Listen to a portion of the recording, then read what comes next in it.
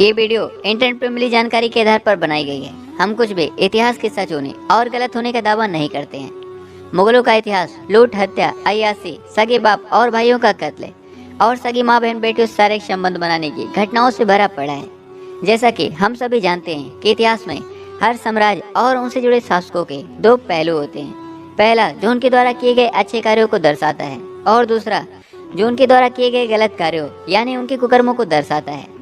लेकिन हमारे इतिहास में एक ऐसा ही साम्राज्य है जिसे हम मुगल साम्राज्य के नाम से जानते हैं। हमारे इतिहास की पुस्तकों में मुगल साम्राज्य के एक ही पहलू यानी उनके अच्छाइयों को ही ज्यादातर बढ़ा चढ़ाकर बताया गया है। हमें यह बताया गया है कि मुगल शासक बहुत ही अच्छे और महान थे। लेकिन शायद हमारा यह वीडियो देखने के बाद आपको लगे कि मुगल कितने महान थे। हम सभी जानते हैं कि शाहजहां ने अपने सबसे प्यारी बेगम मुमताज की याद में प्रसिद्ध ताजमहल का निर्माण करवाया था, जिसे आज पूरी दुनिया द सिंबल ऑफ लव के रूप में जानती है। लेकिन बहुत कम ही लोग जानते हैं कि शाहजहां मुमताज से पहले 3 शादियां कर चुके थे। मुमताज महल उनकी चौथी बेगम थी। इसके बाद उन्होंने और 3 शादियां की।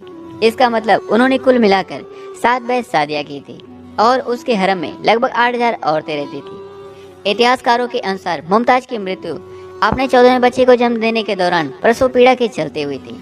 अब इस घटना को सुनने के बाद आप निर्णय करें कि शाहजहां का मुमताज के प्रति प्रेम था या फिर हवस।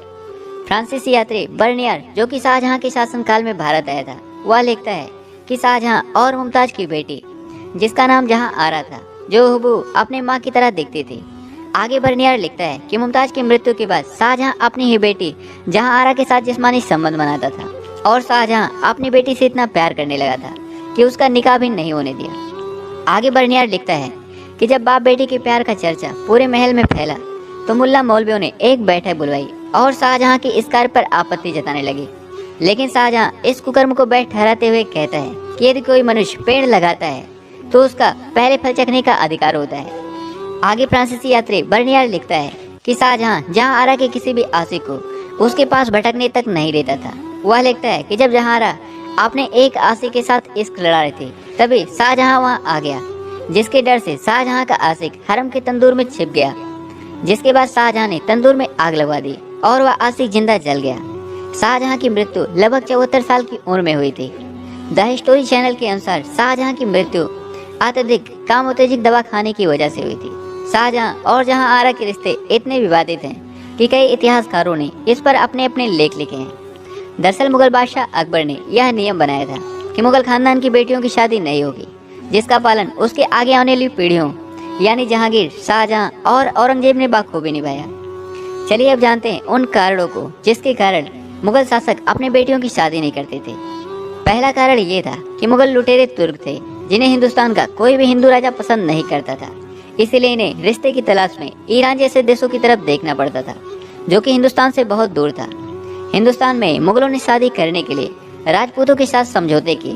हालांकि इसे समझौता कहना सही नहीं होगा, क्योंकि ये मुगल हिंदुस्तान के छोटे छोटे राज्यों पर आक्रमण कर जबरदस्ती संधि पर हस्ताक्षर करवा लेते थे और उन्हें अपने राज्य को बचाने के लिए अपने बहन बेटियों की शादी इनके साथ करनी पड़ती थी।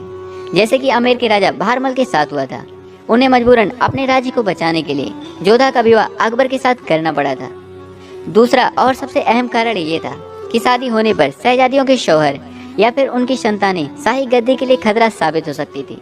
जैसा कि हमें इतिहास में देखने को मिलता है कि अकबर की बहन के शौहर शरीफुद्दीन ने मुगल गद्दी हासिल करने के लिए अकबर पर जानलेवा हमला किया था। शाही गद्दी पर मुगल शहजादियों के शौहर या फिर उनकी संतानें अधिकार प्राप्त न कर लें, इसके डर से भी अधिकांश मुगल शहजादियां जैसे कि हुमायूं की बहन गुलबदन बानो बेगम, अकबर की बेटियां सकीरुन्निसा और आराम बानो, शाहजहां की बेटियां जहां आरा और रोशन आरा और औरंगजेब की बेटी मेहरुन्निसा के साथ साथ बादशाह की खास रिश्तेदारों की बेटियों को भी अविवाहित रखा जाता था।